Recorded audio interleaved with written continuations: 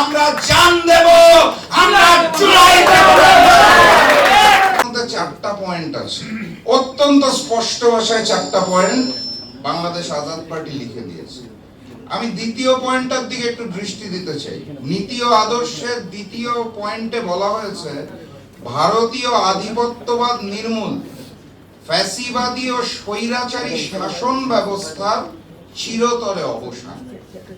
এই পয়েন্টটা বললাম কারণ হচ্ছে অনেকের মনে একটা প্রশ্ন আসতে পারে, ভারতীয় আধিপত্যবাদ এটা একটা বিষয়, ভারত আমাদের উপর আগ্রাসী ভূমিকা রাখে, আধিপত্যবাদ সেই ৭১-এর পর থেকেই করে আসছে। ফ্যাসিবাদী ও স্বৈরাচারী যে শাসন ব্যবস্থা, এটা তো বাংলাদেশে যারা ক্ষমতায় আসে তারা করে। দুইটা বোধহয় আলাদা পয়েন্ট করলেও হতো নাকি, কিন্তু তারা অত্যন্ত বুদ্ধিমান এবং অত্যন্ত ভালো মতো গবেষণা করে লিখেছে দেখেই দ্বিতীয় পয়েন্টটা স্পষ্ট করে বলেছে ভারতীয় আধিপত্যবাদ নির্মূল, ফ্যাসিবাদী ও স্বৈরাচারী শাসন ব্যবস্থার চিরতরে অবসান। কেন কানেক্টিং, এই জায়গাটা বুঝতে হবে। কানেক্টিং কারণ হচ্ছে এখানে যারা ফ্যাসিবাদী এবং স্বৈরাচারী শাসন ব্যবস্থাটা সৃষ্টি করে বাংলাদেশে ক্ষমতায় আসার পরে, তারা মূলত ভারতের একটা পুতুল সরকার হিসেবে দায়িত্ব। এই কারণে ওই ভারতীয় আধিপত্যবাদ এবং বাংলাদেশের ফ্যাসিবাদ অথবা স্বৈরতন্ত্র একই সুতোর মধ্যে গাঁথা।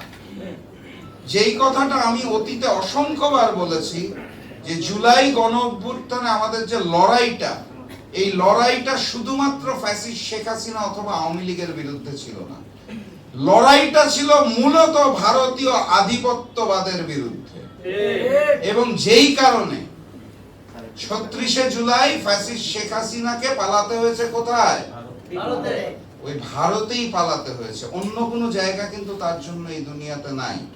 এবং আমরা অলরেডি খবর পেয়ে গেছি উনি অত্যন্ত গর্বের সাথে নাকি ঘোষণা করেছেন যে শেষ নিঃশ্বাস ত্যাগ করতে হলেও ভারতের মাটিতে উনি শেষ নিঃশ্বাস ত্যাগ করতেন। কতখানি ভালোবাসা ওনার মনে ভারতের জন্য। তো এই কারণে দ্বিতীয় পয়েন্টটা গুরুত্বপূর্ণ। এখন চলে আসেন বাংলাদেশ আজাদ পার্টি। বাংলায় যখন লেখা, এখানে লেখা আছে আপনারা খেয়াল করবেন সংক্ষেপে বিএপি। ইংলিশে যখন দেখবেন বাংলাদেশ আজাদ পার্টি ভেঙে ভেঙে বললে বিএনপির মতো বলতে হবে বিএপি। একসাথে বলে দেখেন, মজা লাগবে, বাপ।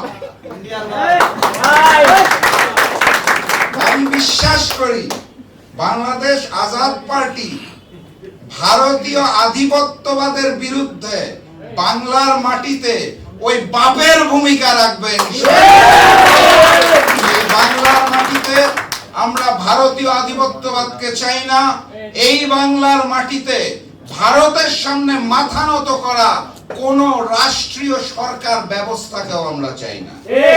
সেটার জন্য যে বাপের দরকার ছিল, আমার ধারণা বাপের জন্ম হয়েছে, সেই বাপের সাথে আমরা সকল দেশপ্রেমিক রাজনৈতিক দল, জুলাই যোদ্ধা, শহীদ পরিবারের সদস্যরা একাত্মতা ঘোষণা করে একসাথে রাজপথে নামব। সাথী এবং বন্ধুগণ, স্লোগানটা খেয়াল করবেন, জান দিব জুলাই। আমার এই বাংলাদেশ আজাদ পার্টি যে স্লোগান দিয়ে দিয়েছে, এটাই এই মুহূর্তে বাংলাদেশের সকল দেশপ্রেমিক মানুষের অন্তরে গাথা আছে। আমরা জান দেব, আমরা জুলাই দেব। জুলাই আমাদের শিখিয়ে দিয়েছে কিভাবে রক্ত দিতে হয়, নতুন করে শিখার কিছু নাই। আর এই সংগঠনটার সাথে একটা মানুষ জড়িত আছে। মানুষটাকে আপনারা সবাই চিনেন, আমার প্রিয় হাসিন ভাই, চিনেন না? এই মানুষটাকে আপনি কি দিয়ে ভয় দেখাবেন, কি দিয়ে আটকে রাখবেন, তার মুখ কি দিয়ে বন্ধ করবেন? গুম ঘরের, আয়না ঘরের সকল অত্যাচার নির্যাতন সহ্য করে যিনি এখনো মাথা উঁচু করে দাঁড়িয়ে আছে, এরকম নেতৃত্ব, এরকম ভাই তো আমাদের সাথেই আছে। শহীদ পরিবারের মানুষরা আমাদের সাথে আছে, জুলাই যোদ্ধারা আমাদের সাথে আছে। ফ্যাসিস্ট শেখ হাসিনা আর ওই ভারতীয় আধিপত্যবাদের সামনে অতীতে মাথা নত করি নাই, আগামীতে ওই ভারতীয় আধিপত্যবাদ এবং তারেক তন্ত্রের সামনেও মাথা নত করব না ইনশাআল্লাহ। মাননীয় প্রধানমন্ত্রীর তারেকতন্ত্র। ভাষা ঠিক আছে তো? তাহলে সবাই প্রস্তুত যুদ্ধের জন্য? আমরা একসাথে রাজপথে নামবো, কথা দিয়ে যাচ্ছি। আমার দলটা ছোট, লোকবল কম, কিন্তু রক্ত দেওয়ার জন্য প্রস্তুত আছি। প্রথম কাতারেই বাংলাদেশ আজাদ পার্টির সাথে থাকবো ইনশাআল্লাহ। আপনারা প্রস্তুত? ঘরটাকে একটু গরম করে দেন না। ইনকিলাব ইনকিলাব ইনকিলাব ইনকিলাব গোলামি না আজাদি, গোলামি না আজাদি। এরপরে স্লোগানটা রাস্তায় দিব, কিন্তু প্রস্তুত সবাই? হবে বিজয়, বিজয়ের পথে যাত্রা শুরু, জীবন অথবা মৃত্যু। আসসালামু আলাইকুম।